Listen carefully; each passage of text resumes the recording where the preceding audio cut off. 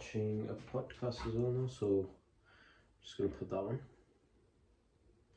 Went from playing music to watching something or listening to the podcast. Hopefully absorb some Surveys knowledge. find that roughly 80% of Gen Z believe in astrology and many Hopefully you guys can hear that. major life decisions. But what would be sad is if that number got to 100%, then the civilization just goes back to the cave, where everything that happened in the natural world was created by forces beyond our knowledge and understanding. So if you want to think,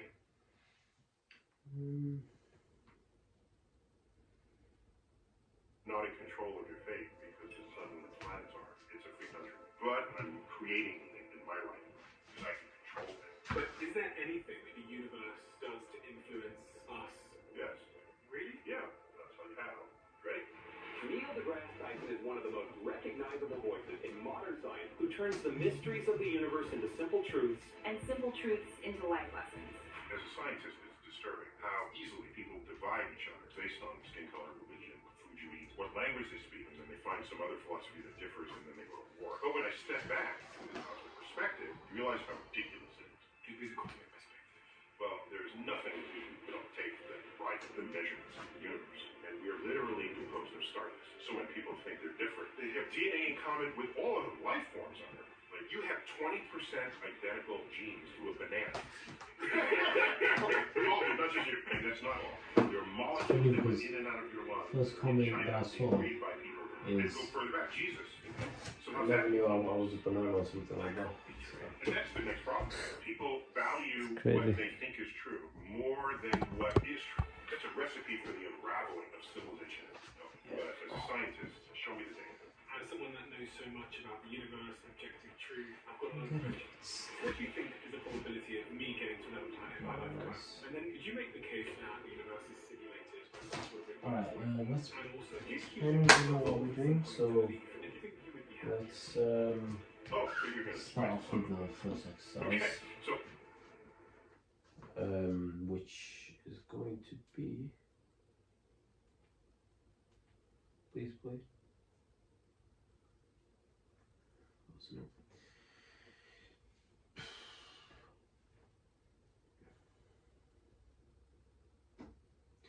I'm guessing overhead press, but no. We're doing, it should be pull day. So, preacher calls, okay. Nice. Why is it not playing? I see messages all the time in the comment section that some of you didn't realise you didn't subscribe. So if you could do me a favour and double check if you're subscribing to this channel, that would be tremendously appreciated. It's the free thing that anybody that watches the show frequently can do to help us here, to keep everything going in the show, in the trajectory it's on. So please do double check if you subscribed, and thank you so much. Because in a strange way, you're part of our history, and you're on this journey with us, and I appreciate you for that. So yeah, thank you. I've been watching a lot of videos of yours, I think, because I've reached a stage in my life where I've become really existentially curious. I think we all do at some point. And especially the more you've lived, the more it all sort of, you ask, what does it all mean? How does it all come together? What will it mean to me in 5 years, 10 years? I don't know if you're old enough to think about your but that's the thing. When you have fewer years left than the years you've lived, and you can, I think the way they say it is there's you can have a good expectation to live as long as your parents did. I lost both of them. So that's my and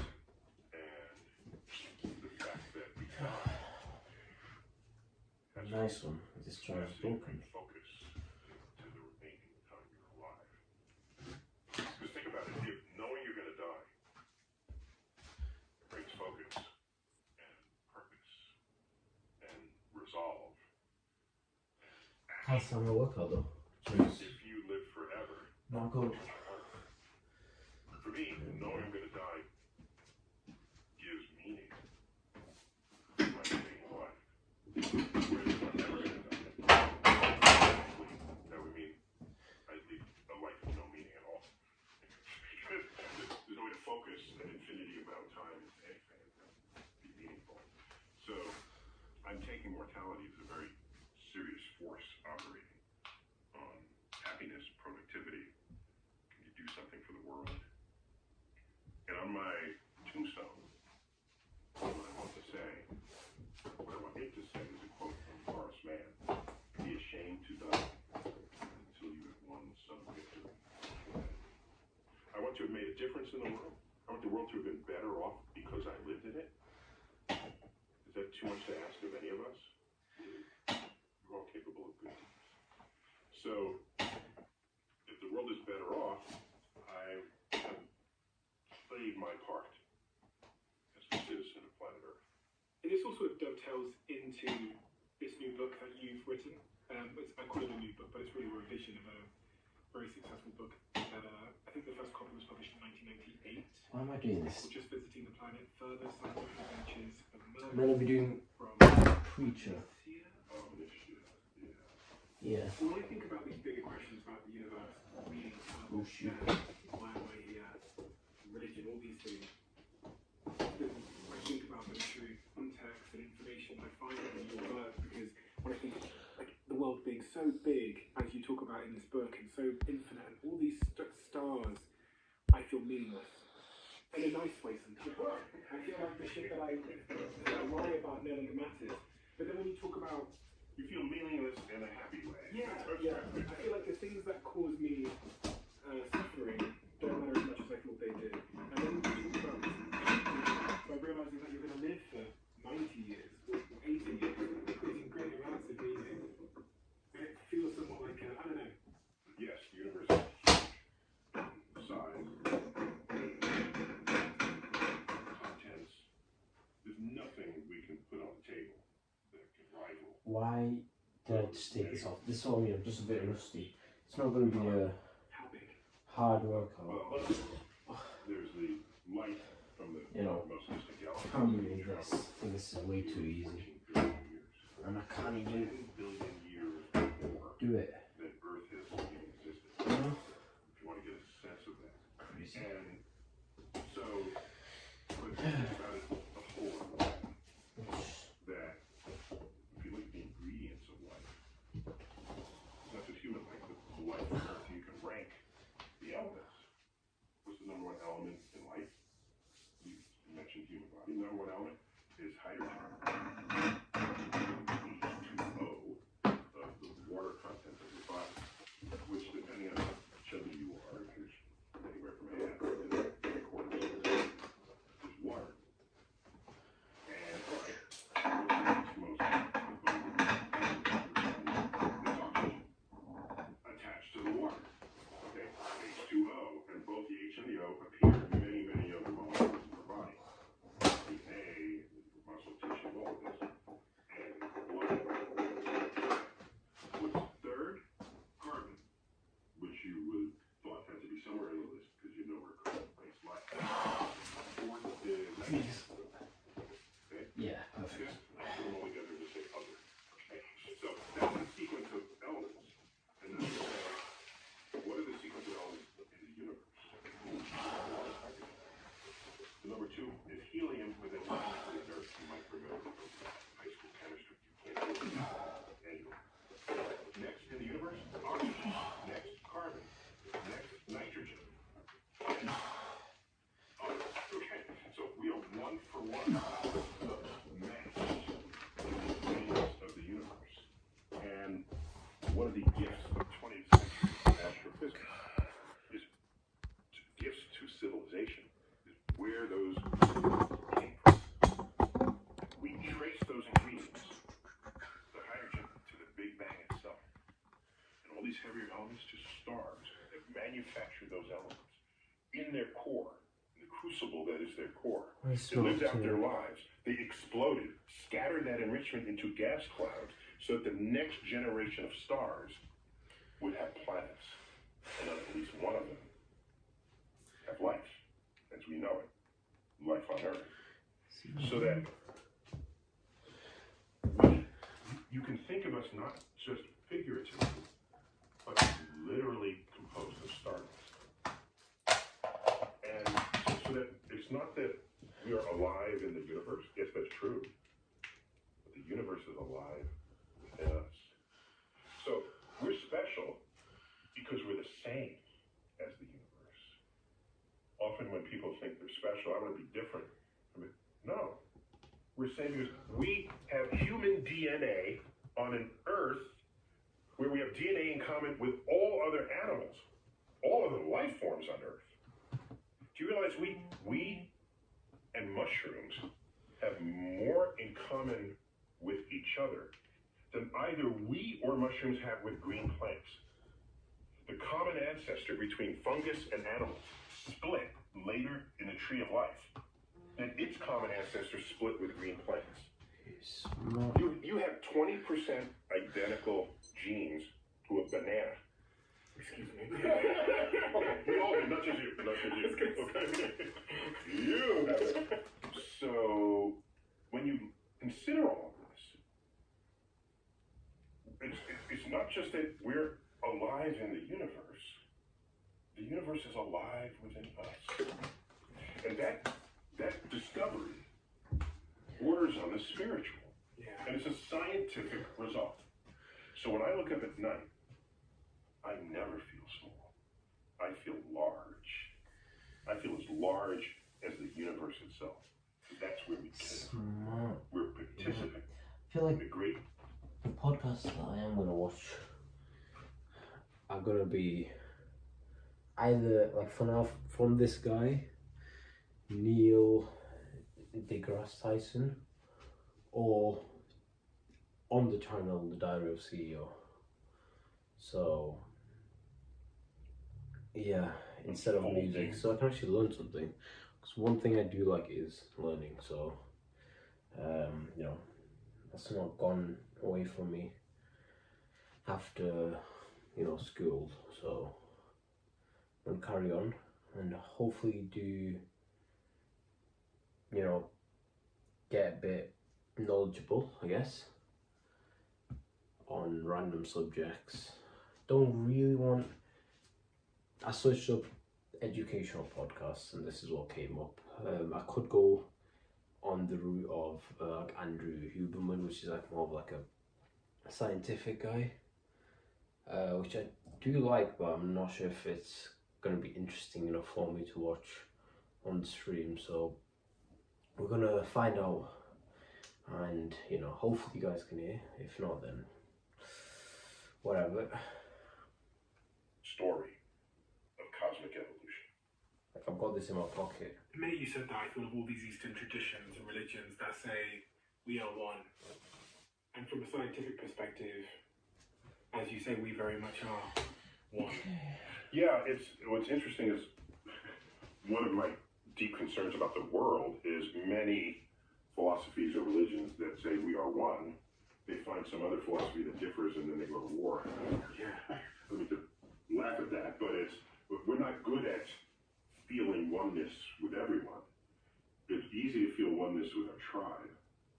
Our tribe could be skin color, religion, who you sleep with, who you don't sleep with, what food you eat, what rituals you perform. And so those people choose sides based on so many factors that it's actually, to me, just as a scientist, it's disturbing how easily and quickly we will divide each other and make that the reason for how you interact, rather than see what we have in common and make that the reason for why we come together. This has been really front of mind for me for the last 24 hours. There's been a lot of things that happen in the news that have thrown the conversation around division to the very front of my mind. And that, you know, in the UK, we've got all these people that are marching next week, I believe, through London because of, you know, various political things. And I was saying to my friends last night, I think yeah, you guys did not see any of that. Isn't this or that? Crazy. It's the division itself. And yeah, you can overanalyze. I mean, if you look deeper than whatever people are saying is the reason they are marching or arguing, if you just you know, part the curtains and unpack it all, at the bottom of that is The comment was, I've always felt like a banana. Not what I said, but of course, I'm guessing it's in a joking way. Wow, loneliness hurts, sure, but company of wrong people hurts even more. The tribe here and the tribe here. And they think this way and they think that way. And do you want to see if I am live on YouTube though? So, bear with me 1 second.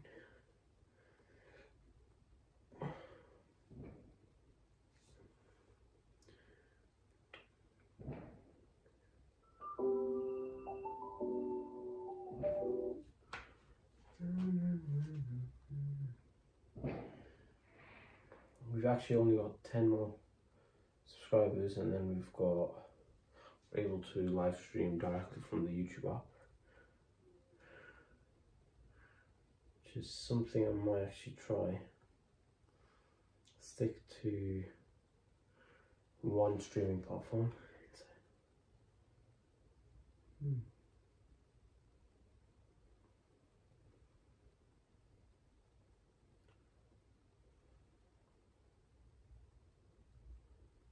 Horoscopes. Is that the one I'm watching? Yeah. The Harsh Truth about horoscopes. I don't know what horoscopes is. Sorry, but it's true. Let me search up what is horoscopes, because I have no clue myself. Horoscopes.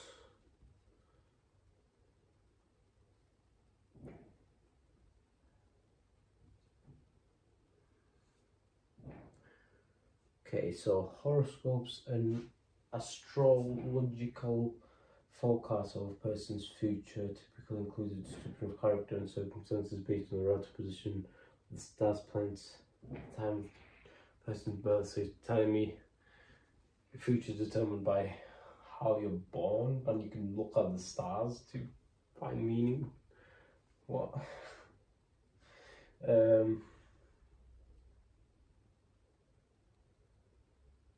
Yeah, so it's all that weird stuff, I guess. We'll find out though.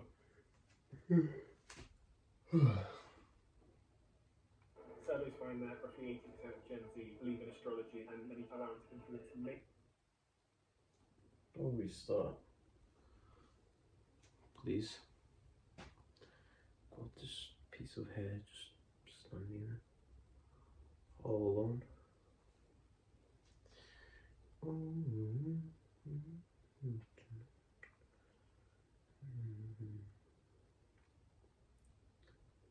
It's not working.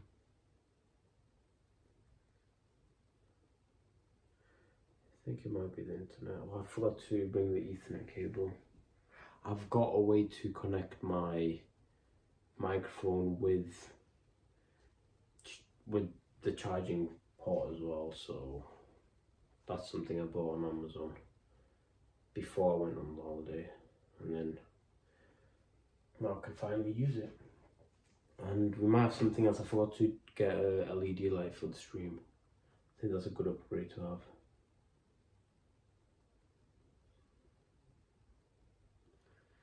It's slowly getting better though. Slowly but surely. Yeah. Okay, why does this not work?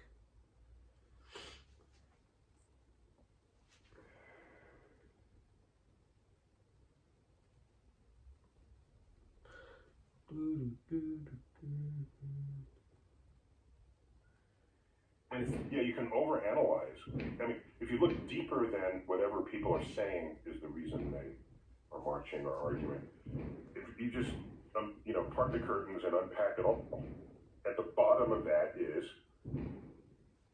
there's a tribe here and a tribe here, and they think this way and they think that way, and never the twain meet unless we rethink how we interact with one another. I mean, think about it. With the race friction that existed around the world, but especially in colonial Europe and the slave trade and all of this. And okay, that's not good. It's bad. And all right, but then you look at World War I and World War II. That's white people fighting white people. slaughtering them in great numbers. So you can divide by skin color, but apparently people find plenty of reasons to divide and conquer, to divide and kill, to divide and oppress. And skin color is one in a long list of all the reasons people have given to religious wars, to worshiping the different God, or worshiping God differently. These are human beings, and yeah, getting another device, so it'll be a lot better, and we won't have to like faff around with that because that charging port is rubbish. iPhone 6 has got a different set of problems, which it kind of fixed one, but then, you know, not a permanent solution. So hopefully, you know, yeah, we're still getting there, that's all I can say. Not perfect yet. you know, I wrote a whole book. I think one of those books in your stash there. That one, yeah, Cosmic Perspectives on Civilization. One in your left hand there. That one is what you guys can hear. Conflict in the world looks like. I'll forget by when you are scientifically literate. All right. And you have a dose of cosmic perspective on top of it. Give me the cosmic perspective, please. It's you're fighting over that line in the sand. When I'm out here at the moon looking at Earth, this fragile ecosystem. Do you realize Earth's atmosphere is to Earth what the skin of an apple is to an apple? What? Thickness. So I see people trashing the planet, fighting one another. Yeah, it's going to be impossible. Again, just based on who's on what side of the line in the sand, or who they worship, who they don't worship, or what there's. Whilst working out, whilst multitasking, you need to be proper focused. It's not the type of podcast I feel like you can get in the background and like passively listen to it. You need to like just actively focus, and with the complexity of the like topics that he talks about, it's, you know, it requires your full attention for you to completely understand, but you know, we're just not going to do that. I'm trying to pick up on something. Colors, or where they were born, what language they speak, what accent they have. And I step back, and from orbit, it's ocean, land, clouds. From the moon, there's Earth suspended there, in space. I almost don't want to zoom in on it.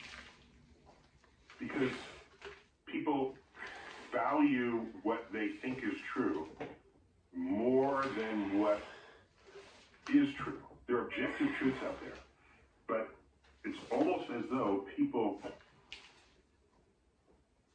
fight and argue more vehemently the less evidence there is to support what it is they think is true. There's an old saying, if an argument lasts more than 5 minutes, then both sides are wrong. It's true probably 80-90% of the time, but it's definitely something to think about. How have your spiritual and religious beliefs evolved throughout the course of your career based on all that you've come to know about the objective nature of the universe? Has there been an evolution? It depends on what you mean by evolution. I was raised Catholic. Yeah. But we were raised basically in a secular household, even though we would do. I personally think there's never a clear answer to anything. So if someone says, but then, you know, you could even take that as not true, but like, you can't really it's, I don't know, like with arguments, like if you have an argument, then it's not like one side is completely wrong. Most of the time it's the opinion on one extreme, an opinion on another, and then the truth lies like somewhere in the middle. So, you know. Church every weekend. What I mean by that is, we come home at no time do either of my parents say, don't do that, Jesus is watching. You keep that up, you'll go to hell. Do this because it'll please God. Never was there such a conversation as that in the household. So the household was driven by objective truths or life experience, as would be brought from elders to a next generation. Something that was more common in day. Okay, so I think we're just going to do it without the workout thing. We're going to do the way that we did before, which is kind of keep a note of it and then put it all in the workout tracker. So, because I can't use that device, which I usually would if I wasn't streaming, to keep track of it. But today's pretty much like just do random things, just get your body back into working out mode, because we worked out one time during the holiday, so not the best. It would take like, if you take 1 week off, it'll take you like 2 weeks to recover, I'd say.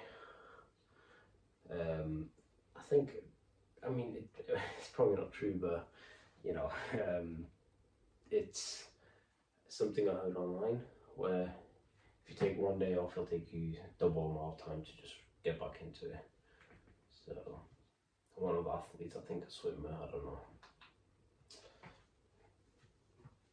to get back into the things, you know, the rhythm.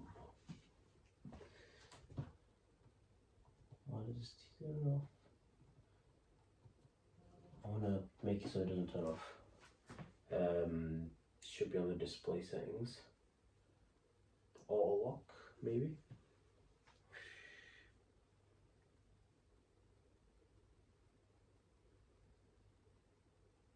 Yeah, auto lock, there's such a thing, and it's on minute right now.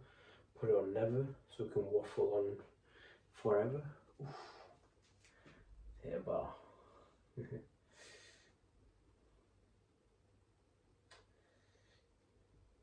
it on never, so it can waffle on forever.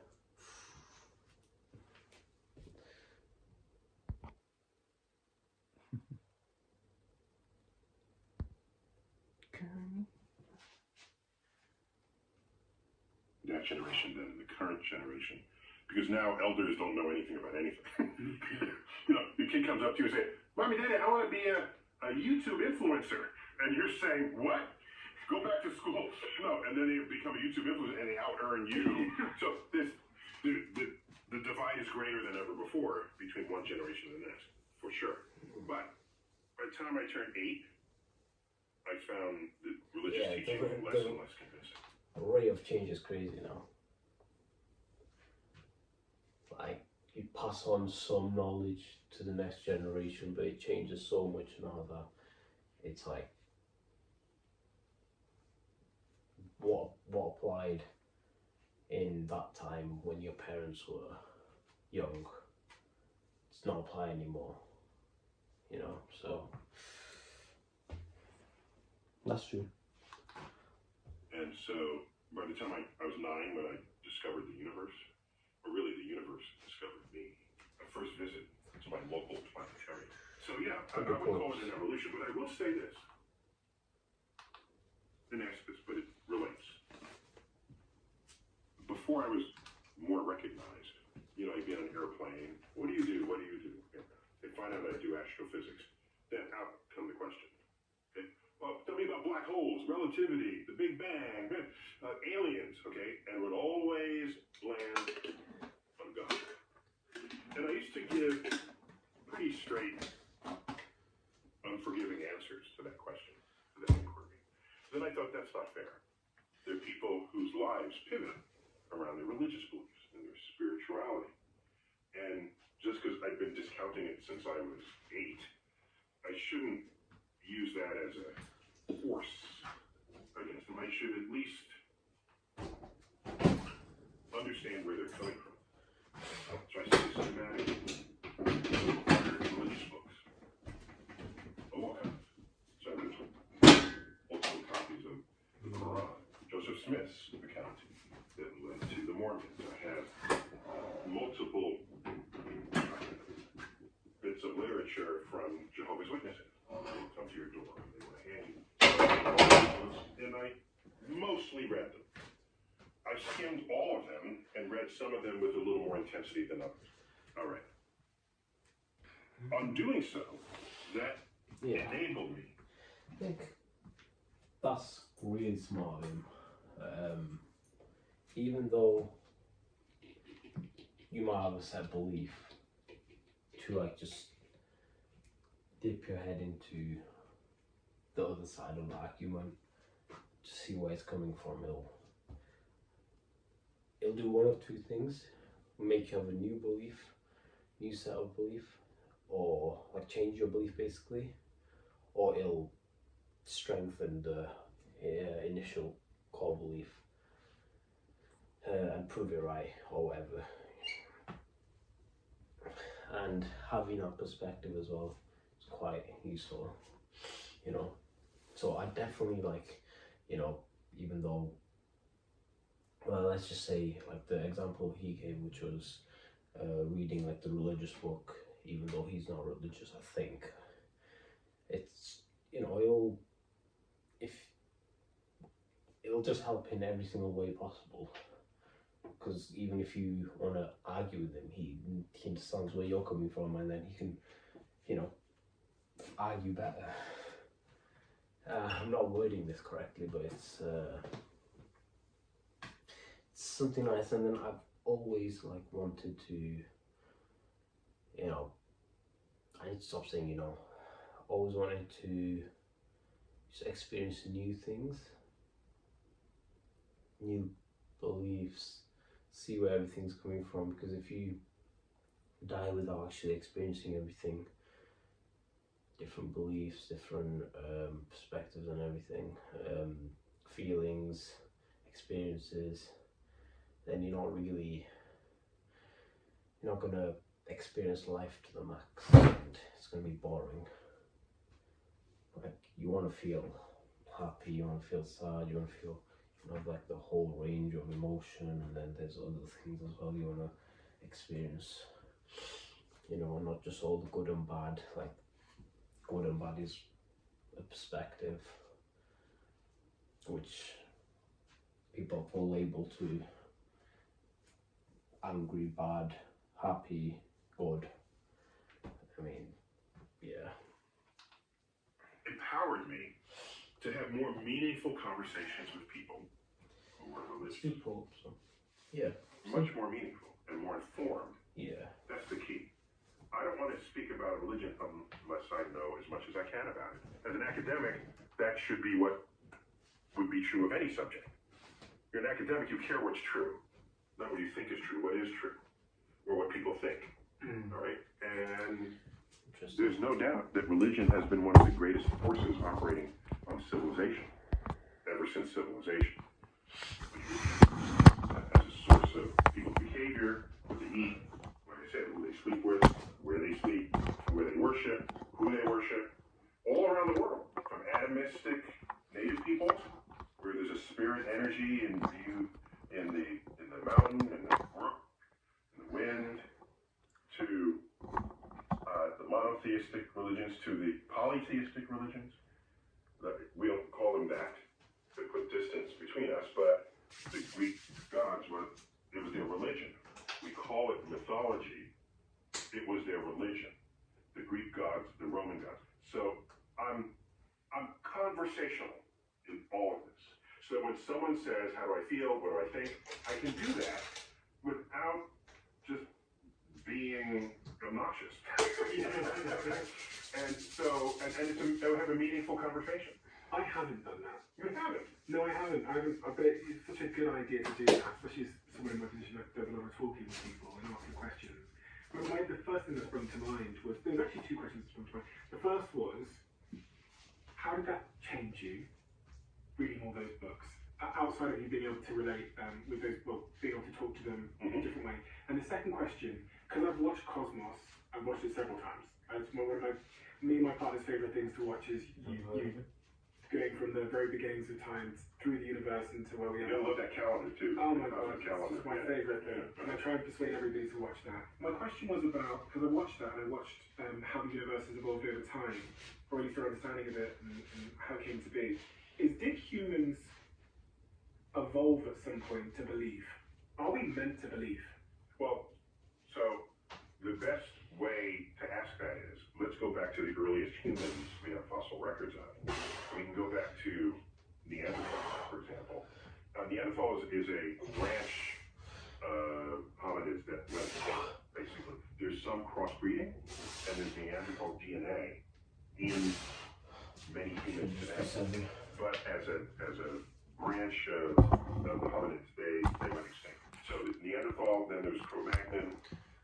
We're Homo sapiens coming after Cro-Magnon, and so when you look at burial grounds, You guys don't want to see my hand. the Neanderthal buried their dead with things, with parts of their life, of the person who died.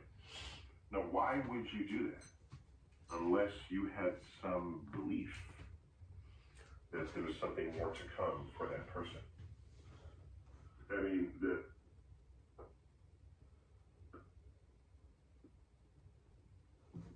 I mean, they bury you with all kinds of stuff.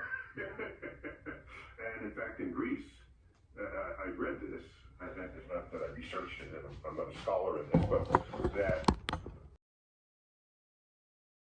in your mouth or somewhere on your body, so that when you got into Hades, you can tip the ferry boat driver to cross the river Styx.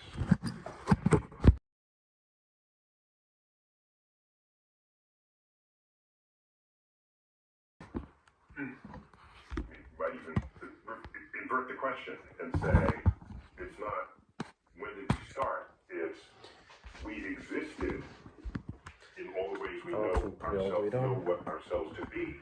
What I was thinking was, ritual. is it better to have it one way or the other? And I'll find out. And the survival benefit in believing. I don't know. Really? Yeah, I don't know. We're pretty sure there's a survival benefit of groupthink. And religion is groupthink, if there ever was. It was, we will all believe this in this way, and we will behave in that way on those occasions, and you will not deviate from it. And part of that package of beliefs includes statements about the afterlife and how you should behave in this life. Otherwise, you don't go to heaven, you go to hell. I don't think Judaism has a hell, but you're not as rewarded as you'd otherwise be. Now that forms a corpus of beliefs that can be highly binding of a people's. And especially if some other peoples come up and they do other things and you don't understand it, you don't know what it is, and they're a threat. And so you keep them out, you do whatever you can to preserve your traditions relative to theirs. Ultimately,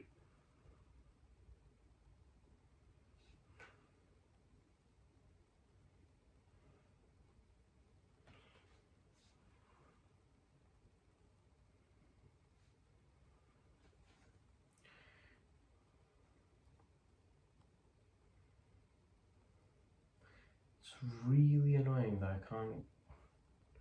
Let's keep it positive though, but yeah. It's been charging for like an hour. It's still not on. Like there's something wrong with it. It's not normal. Definitely not normal.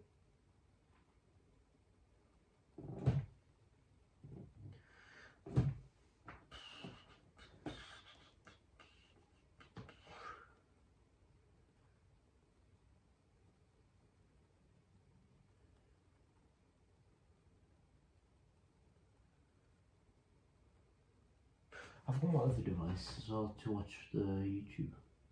It's nice. I need to use it. Let's put the quality down on this YouTube video because it's the audio that we need, but it's, of course there's no option. That in its worst manifestation is all out war. We just kill people who don't believe the way you do. So maybe religion is kind of what defined humans in the fossil record. I mean, like I said, that's an interesting inversion of that question. Not when did humans begin being religious? Okay, I'm gonna do 7. We are actually going to switch from 3 set to 2 set. Hopefully next workout. Not yet though. That's going to be a problem, isn't it? Should hopefully be fine.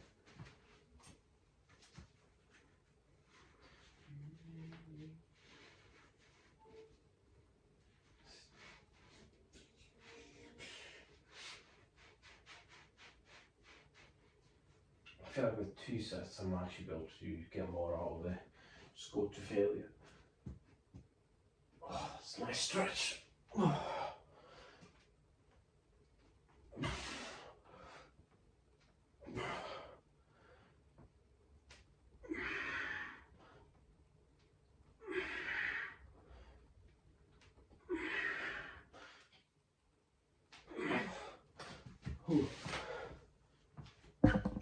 Baby.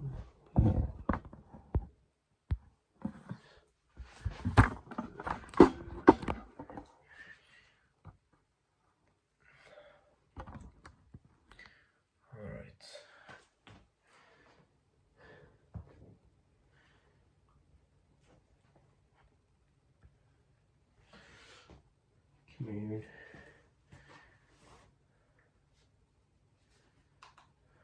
You define who we are as humans as when religion showed up in the burial ground, the cavemen. You just talked about us being bound there by certain shared beliefs and ideas. Yes. And I think I think ritual is one of the strongest binding forces of society that we have. And I think that people are maybe unbinding. If you look at the narrative in science, it's about be your own boss, stand on your own 2 feet. More people are lonely, living alone, having less kids, are working freelance and remotely. So it feels like, in a weird way, we're becoming more independent, and there's somewhat of a cost to that. And actually, my friends that are struggling the most in their lives are those that have the least dependence on a village. So I always wonder if we need to ladder up to the universe, i.e. me, my family, maybe my village, maybe my country, the planet, the universe, in the metaverse. Yeah, and like God. The multiverse. Yeah. So let me just react to that. Mm-hmm. There have been studies about the psychological effects of this kind of life, basically the social media too early in one's life force that operates. But I don't know. I don't want to be the person who says, in my day we did it right, and you youngins don't know what you're doing, and you're all gonna. I mean, I've seen the films of officials smashing pinball machines with sledgehammers, saying it will be the death of the next generation because they're not studying, it's gambling.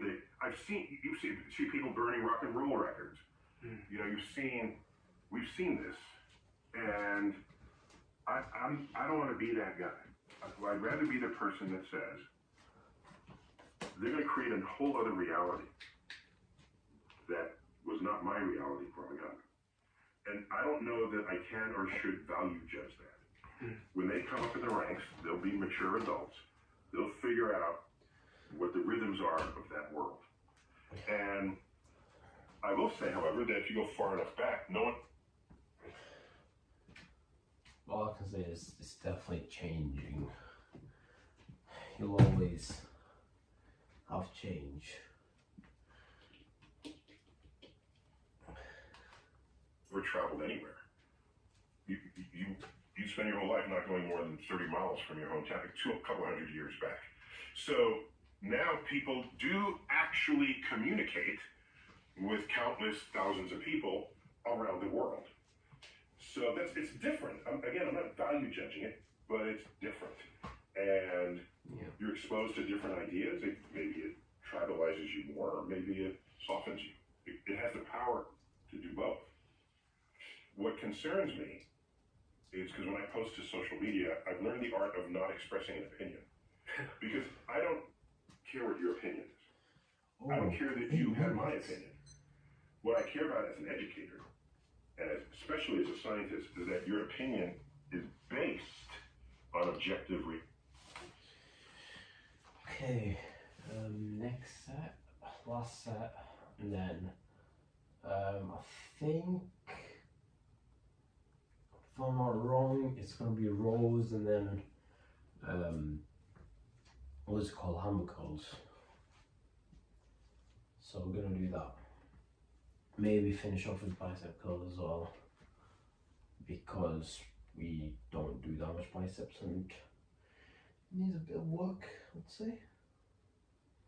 Yeah, so let's do that, because we've not really seen much progress in our biceps for some time now. Let's add another exercise in. Like, the thing is with biceps that I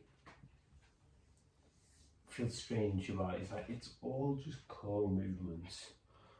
So it's like you're basically doing like the same exercise, maybe slightly different, a bit forward, maybe a bit backward, but it's like basically the same, but you're doing it for like 5 sets. Like if you're doing 2 exercises, you're basically doing the same thing, like doing barbell and then doing like just one single arm standing up or something, or preacher. It's like pretty much all the same, so you're pretty much doing the same exercise, like, because you're doing it the same way for like 6 sets, 3 sets if you follow like the standard 3 sets per exercise. So it's like, I guess I'm gonna do more. That's why I'm like, okay, fine. Firstly, I'm at home, so at home the workouts are gonna be limited because the amount of exercise you can do. Don't have access to hundreds of thousands pounds of equipment at the gym. So, you know, there's no specialized machines and everything.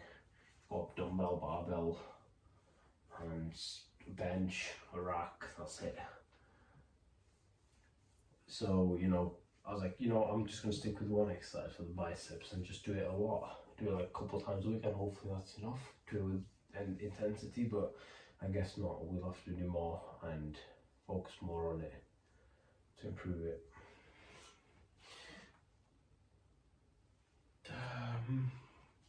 Let's do the last set. Even doing like, what is this called, chin-ups, to kind of target biceps, except that it doesn't really, not directly.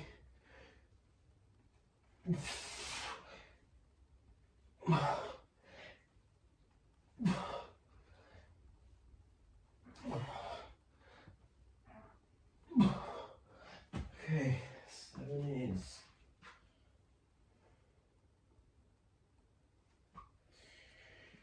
Yeah. Going to single arm dumbbell, which is another one that's a bit tricky to do. I think we might be able to manage it though.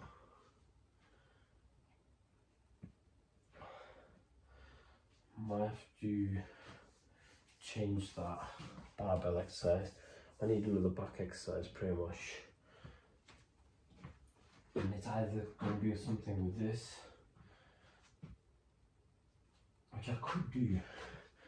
Technically, I can do the lateral for my it's not lateral raises. But it's for the lats. That's what I'm getting it from, but it's not lateral raises. It's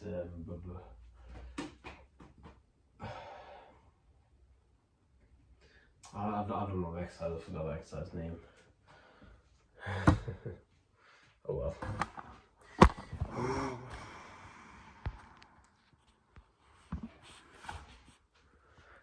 But yeah, I'm gonna set it up on this then.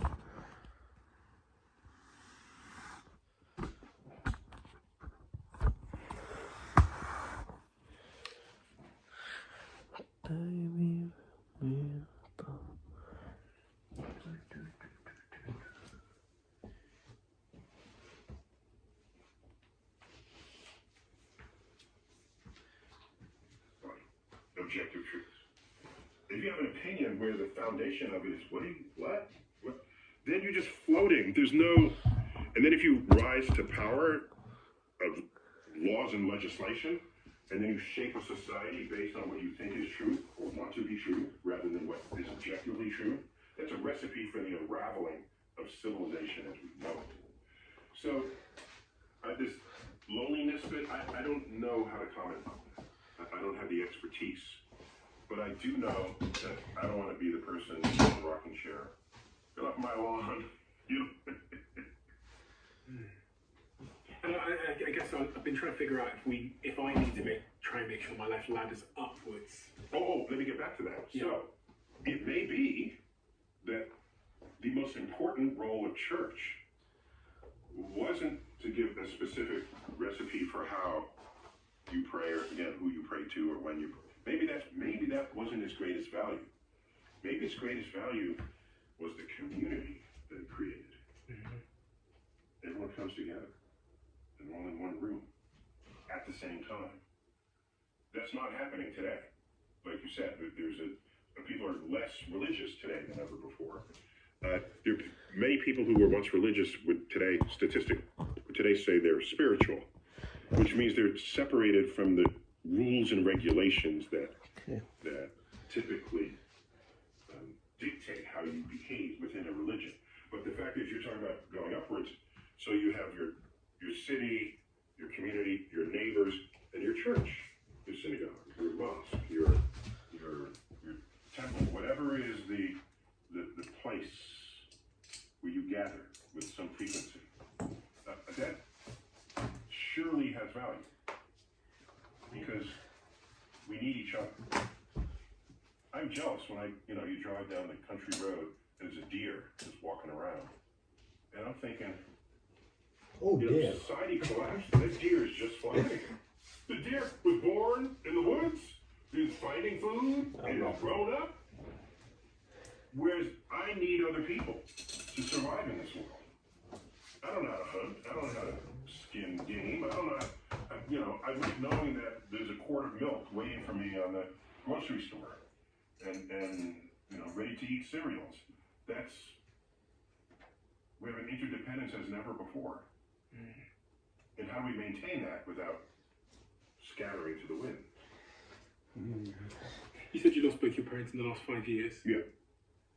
As someone that knows so much about the universe and objective truth and reality, how do you contend with grief in that scenario? But also, how does that change you in any way? It did, a little bit. Not as much as I thought it might have.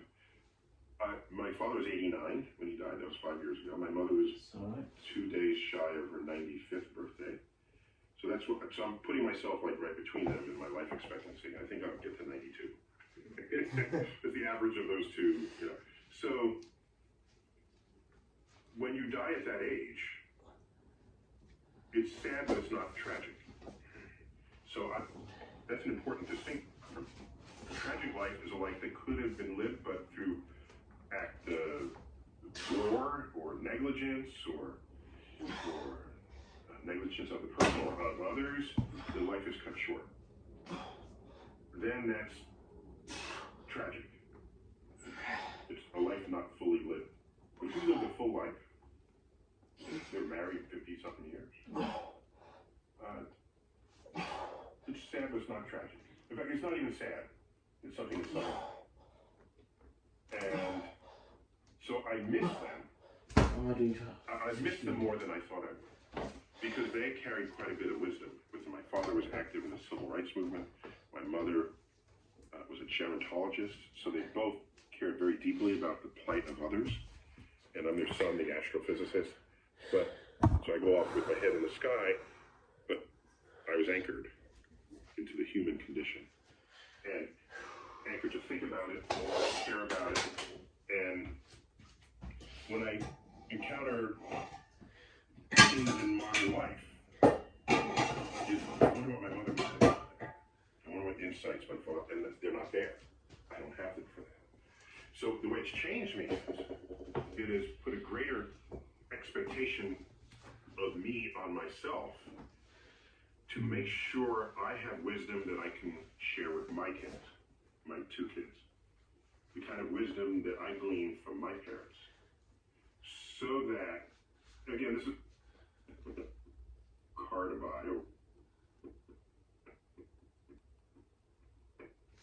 society. But in terms of What's going on? Human-to-human interaction, in terms of love, in terms of challenges in life and overcoming them, some of those are timeless. Some of those are, you know, how to navigate difficult people, how to appreciate nature so you don't take it for granted. One of the things I liked about Joyce Kilmer's poem, Tree, it's on a tree. And we've all seen trees. So why does this matter? Because it takes an artist, a poet, a writer, a sculptor, a painter. For me, the artist's job is to encourage us, stimulate us, to pay attention to things we might otherwise take for granted. Because so much of life is what you might just walk by and not even give it any thought. And so I don't walk by trees without thinking something about that poem. What is the poem?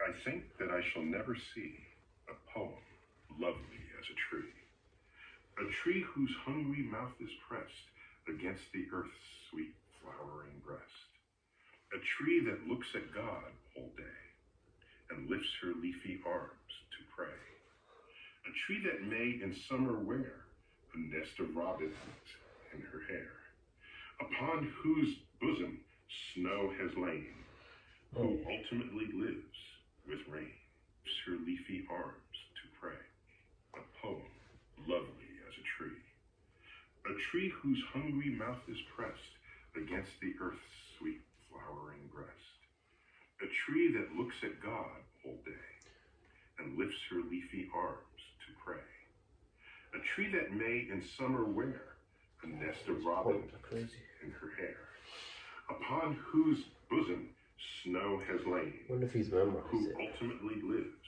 with rain. He's just saying it. Poems are made by fools like me, but only God can make a tree. Oh my god. But only God can make a tree. I spend so long these days thinking and talking to people about what all of this means, and I've got more and more. I saw you talking about the simulation theory once or twice, and I started to fall into that that whole of thing. Oh, it's no, you gotta, step outside every now and then and, smell the roses. But you said you wouldn't be surprised if people found out the universe is simulated by some sort of advanced life form. Yeah, given what we can now compute, throw in quantum computing on top of that. We don't have this power yet, but to make a world in our computer where the characters that live in that world believe they have free will, and then they conduct themselves, and then they invent computers, and then they make a world inside of their computer, and where their characters think they have free will, and then it's this simulated universes all the way down. And close your eyes and throw a dart. Which of these are you going to get? The first universe that invented the simulated universe, or the zillion ones that followed? The dart's likely to hit one of the others. But my escape hatch from that is, since we do not yet know or have the power to make a perfectly simulated world, it means we are either the first universe that's real that hasn't created one yet, or we're the last universe that hasn't evolved yet to have created one of its own.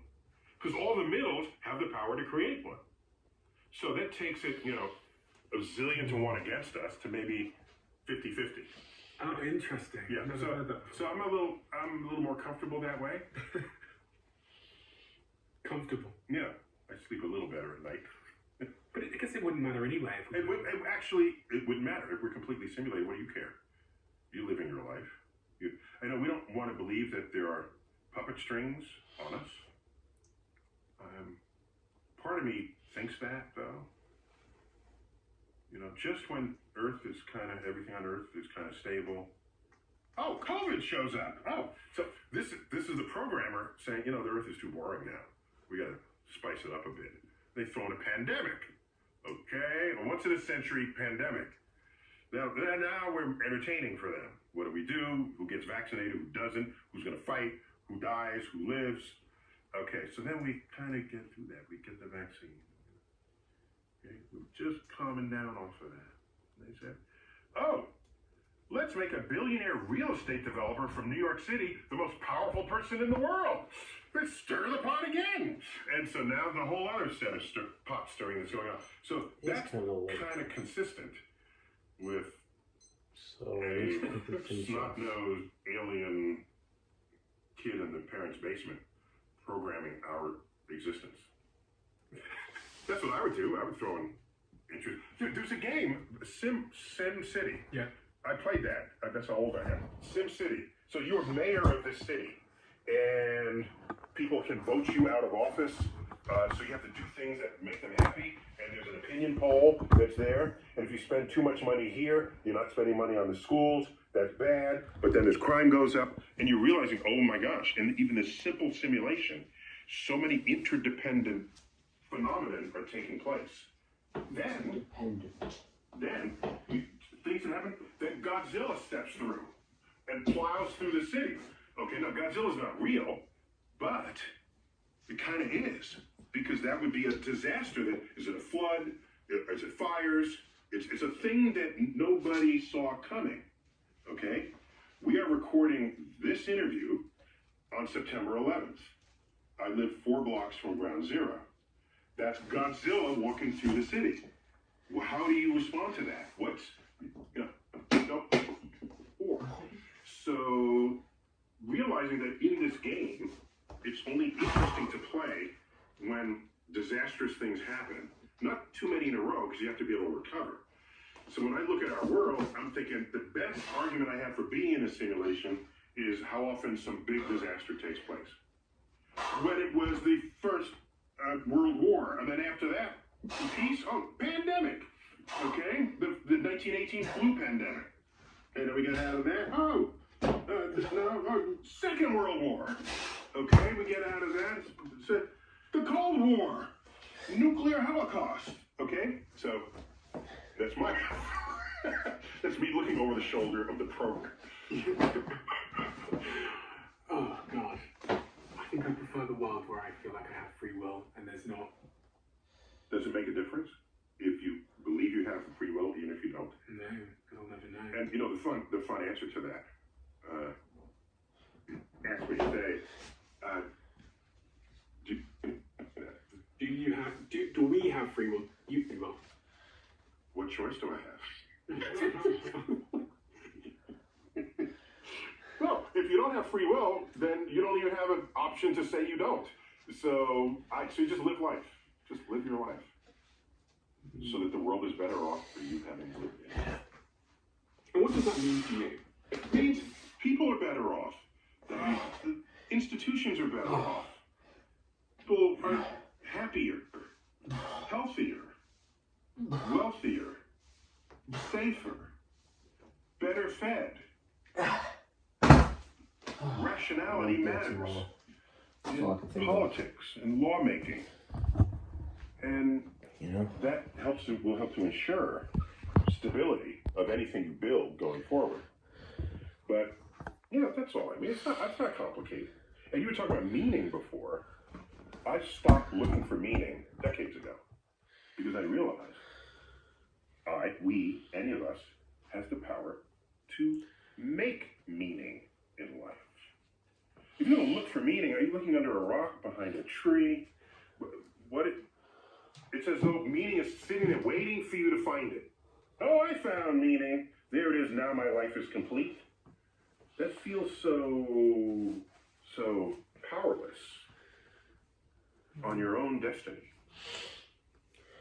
Whereas I make meaning. I want to learn something today that I didn't know yesterday. I want to lessen the suffering of someone today compared with however that person was living yesterday. I want to I want to use what I learn to well up within me and manifest as wisdom. Because information is not really useful until it becomes knowledge. And that knowledge is good. You can show off if you have a lot of knowledge. That's what these game shows do. But in the end, the best use of knowledge is when it becomes wisdom. And wisdom, people say, oh, I don't like getting older. I want to be young again. I don't want to be young again. When I was 30, I was an idiot. Even though when I was 30, I thought I was brilliant, right? So don't get older unless you have wisdom to show for it. It's when you don't have something to show for your age, you want to be younger. You're just getting old with nothing to show for it. But I continue to learn things every day. And most of the time when you get older, you get worse. Passively is you just know. Even worse.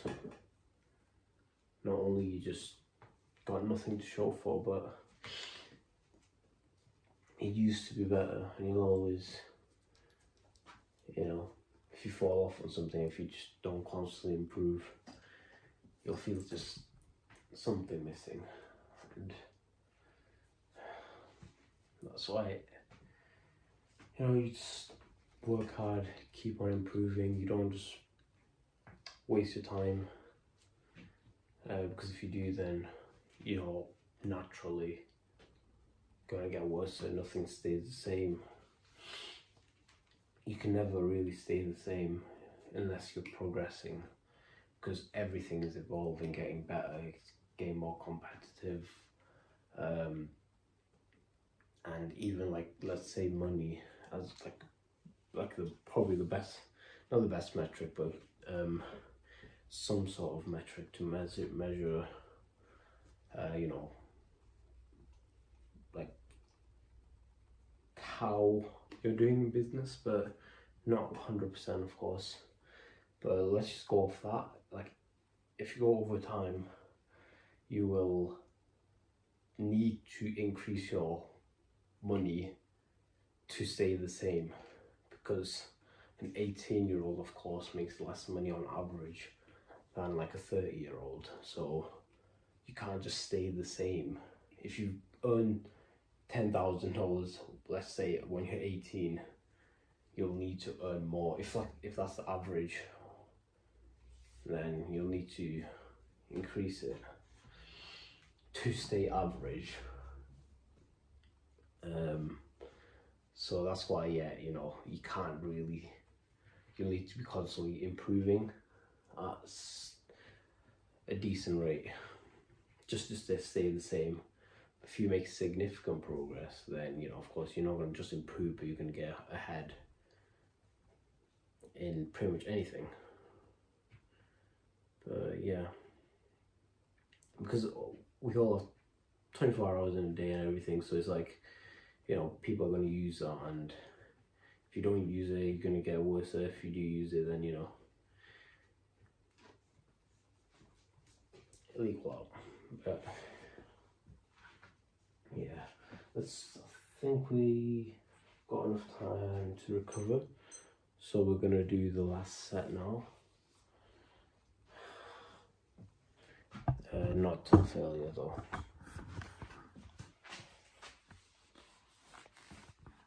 Not until failure.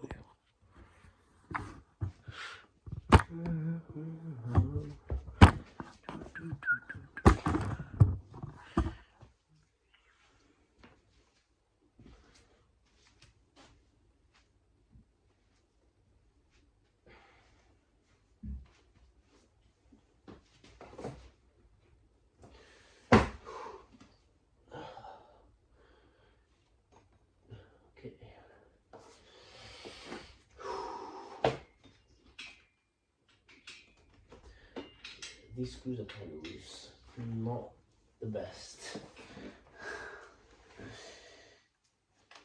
And there's tape around this thing. It's not something you want to see. It doesn't make you feel too, or what would the word be? Comfortable, but not really.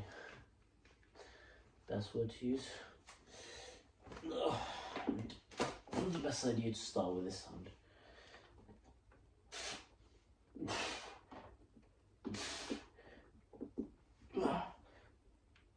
Right. 6, 7, 8, 9, 10. Ooh. Next arm, no rest. I need to switch around. Go on this side. Quickly.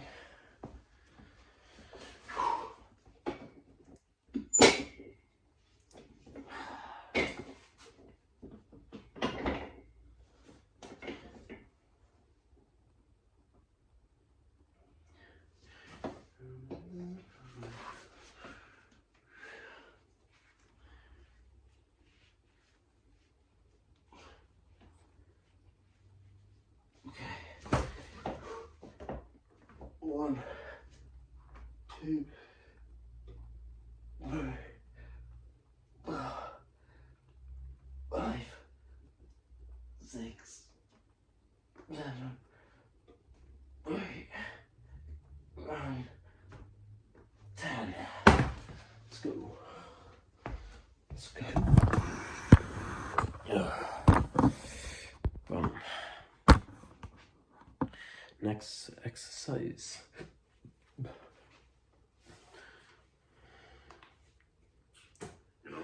Open your eyes sometimes and see what's happening. What is it? Where things are headed, what they're doing. Learn. Not all things you learn are good. And if they're bad, or need adjustment, or need help, do something about it, if you can.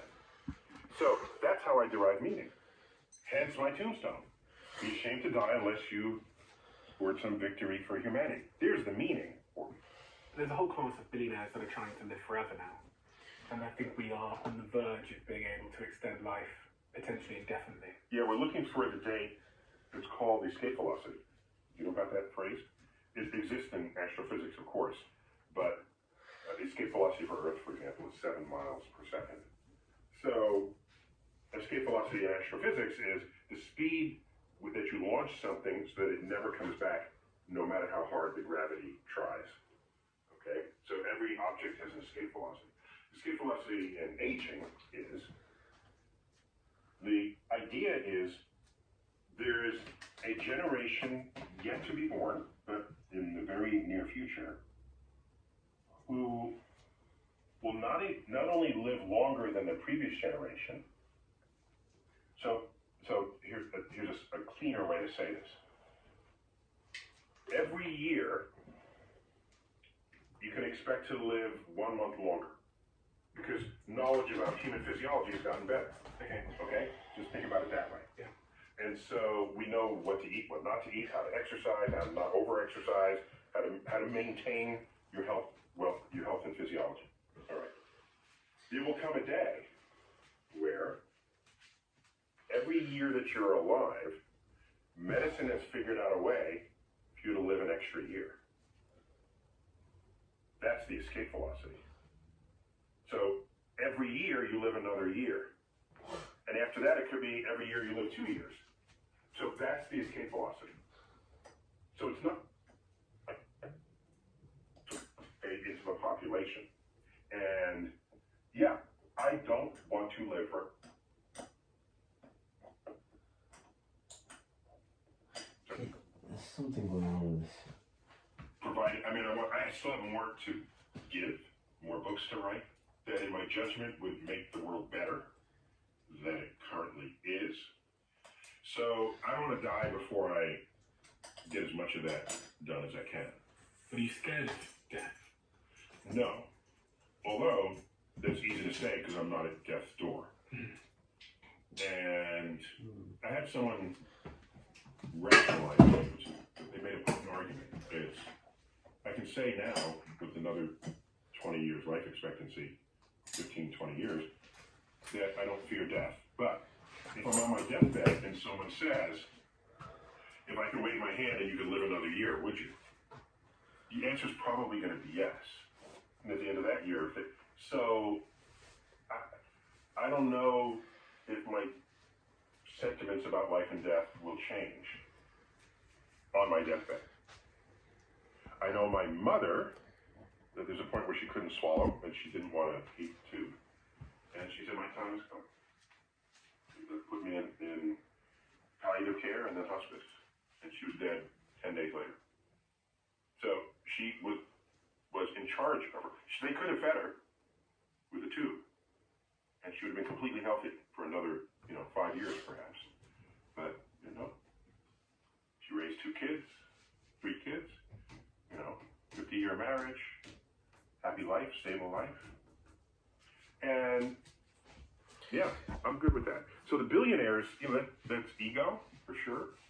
If you live forever, there are other people who you're taking resources from who would come behind you. That's one. But 2, are you still contributing to the world? Should you give another person a chance who's in school now, who might be the next genius that'll figure out the energy problem, the poverty problem, the pollution problem? Are you figuring that out? No. You're you're 90 years old and you're just living on your yacht.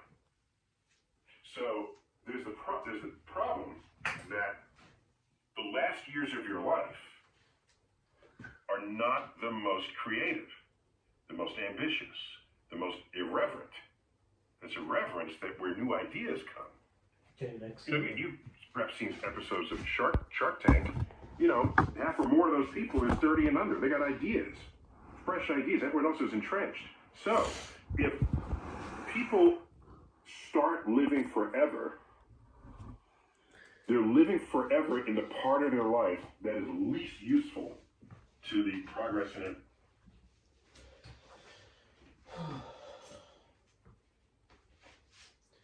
Okay. So ideally do this and then do biceps as well, but I'm not sure.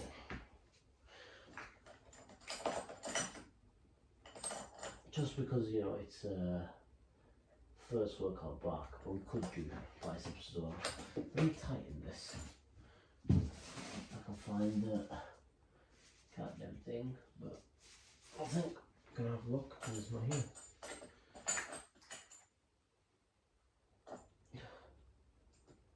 Okay.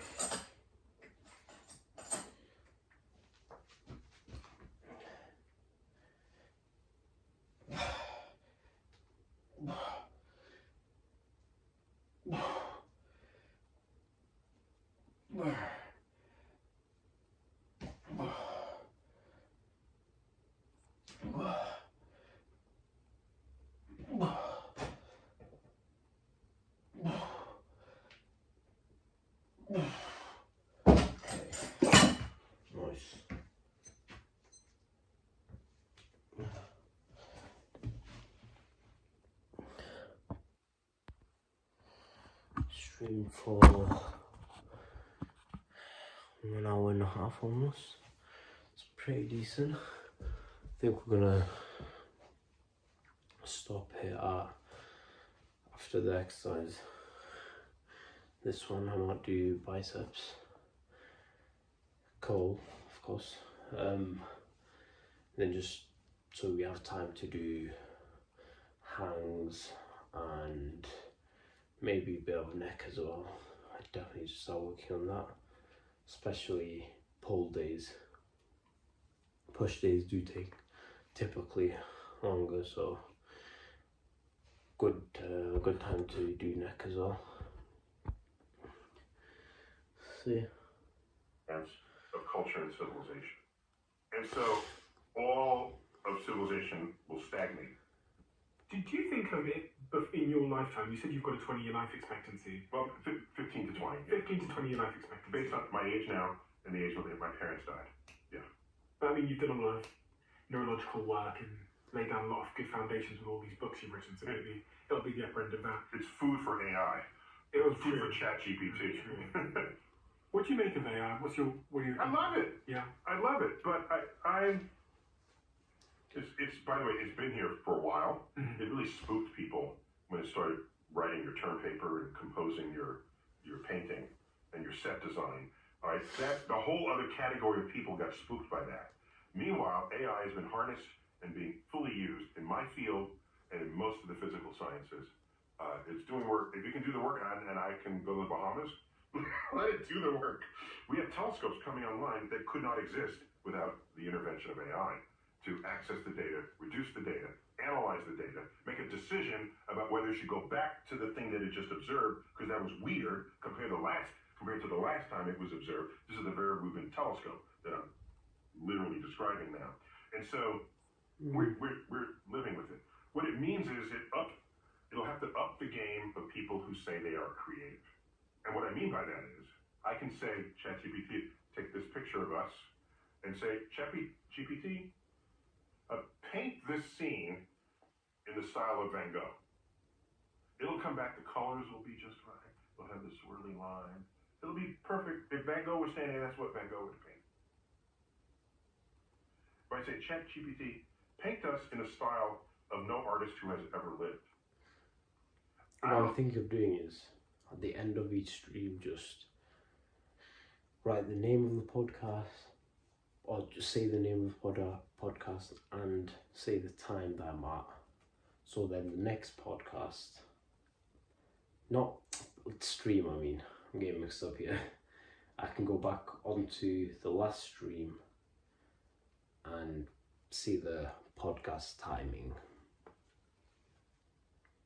What it's going to give us, but it'll probably suck, okay? And so true creativity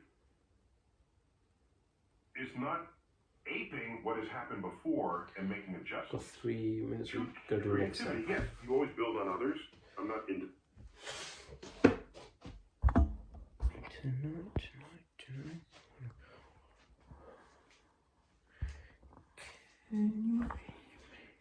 I can move this anywhere I want to, but I decide to move it. I decide to keep it in a place where it's practically useless.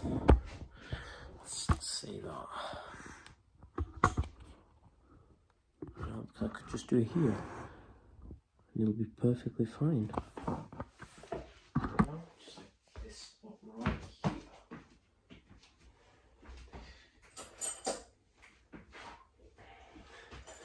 There's no reason. It's free to roll around, so I keep it there.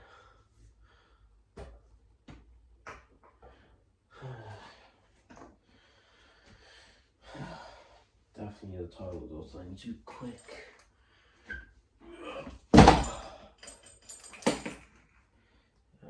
Yeah, let's go.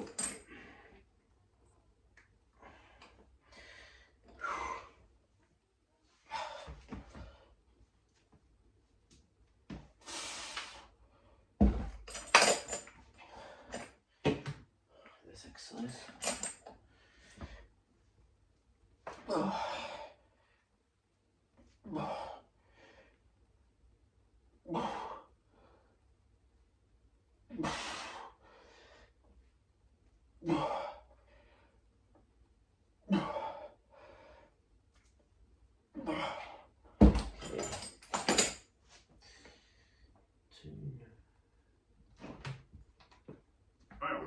But true creativity takes leaps that most people don't even know can be taken.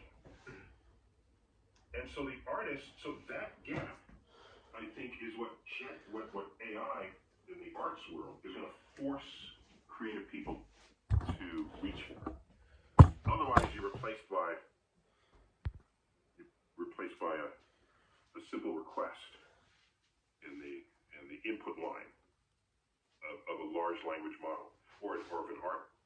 I was just wondering then, if I watch Cosmos in 30, 40 years' time, let's say 100 years' time, I was wondering if this is the moment where humans and computers, in the story of humanity, become one and intertwine. If you think about things like Neuralink, which Elon's working on, when he first made that company, all of the narrative that he put out there was about us being able to interface with AI. So we'd need like a brain chip computer interface. More recently, it's been about people that are paraplegic and disabled and helping blind people see. But I think that's a socially acceptable way to advance the technology. But in his early work, he said, superintelligence is going to arrive, and we're going to need a way to basically keep up, where we have better sort of latency, with the technology, and I'm wondering if that's like what we're seeing now. Yeah, super intelligence. Play darts. You know, if that happens, We are going. See if we get bullseye.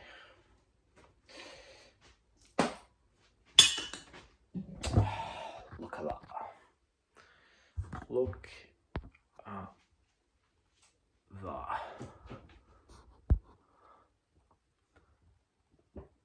First try. Of course I'm joking. Because firstly, the colour was red. And yeah, I'm not that good at darts. I know one fell, but that was not the one I hit. So I'm not that bad. But I'm not that good either. So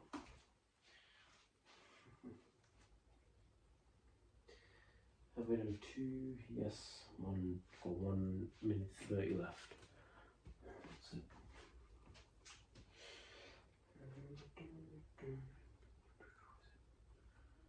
See ya. and then it becomes our overlord, and we become its pet. Now, that sounds pretty scary, but don't we treat our pets better than we treat other humans in the world? Think about it. The pet is kept warm and fed and happy. And would you do that for a homeless person in the street? A person of your own species? Probably not. So if we're the pet for the super intelligence, What about the chicken? how bad could it be? We used to have chickens when we were younger, and I watched my Nigerian mother chase that chicken around the garden, grab it, pull its head off, and cook it. Wow, okay. Yeah, oh, you worried that it's going to do that for us? Yeah. We're gonna run around. Not all my pets made it. And not all the pets survive. Yeah, it depends on whether it needs us to be alive or dead. We have to be relevant to it in some way. Maybe we'll be court jesters, maybe entertainment. Until then, I don't know that this is some special moment. I do a lot of reading of history, and throughout history, most occasions, especially in the era of the Industrial Revolution, people think they're living in a special moment. So I'm not going to be that guy who says today is special, because everyone has thought they were in a special moment. And what do you think is the probability of me getting to another planet in my lifetime? Zero. Really? Yeah. You want to know why? Yes. Please. Yeah, it's just zero. I thought SpaceX gonna go to Mars. I have an unorthodox view on this, so you don't have to believe me. You know, but my read of history tells me that we only do big, expensive things if there's a geopolitical reason for it, either an economic reason or a defense reason. Not just because it's the next thing to do. And when we went to the moon, realized in 1961, May 25th, President Kennedy, so 6 weeks after Yuri Gagarin. It's very interesting, the podcast, to be honest, so I'm going to end it here and just do our last set. The phone is getting a bit low at the moment. So yeah.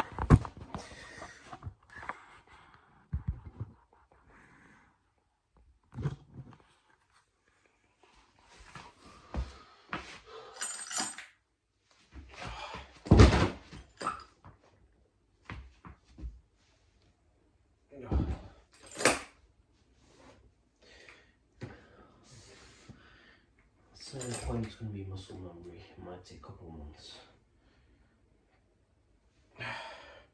with the streaming thing. Oof.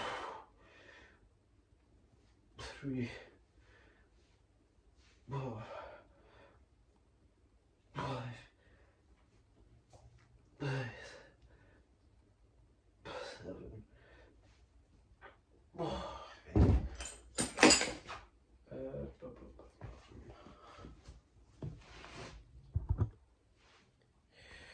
Okay.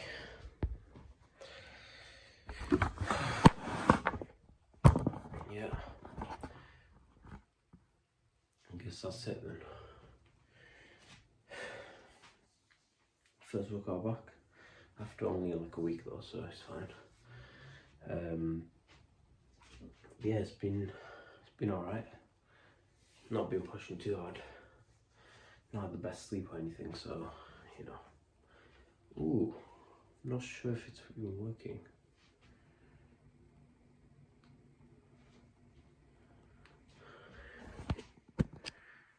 Yeah, okay, I'm not sure if the audio, when the audio stopped working, because it was low on charge, put it on charge.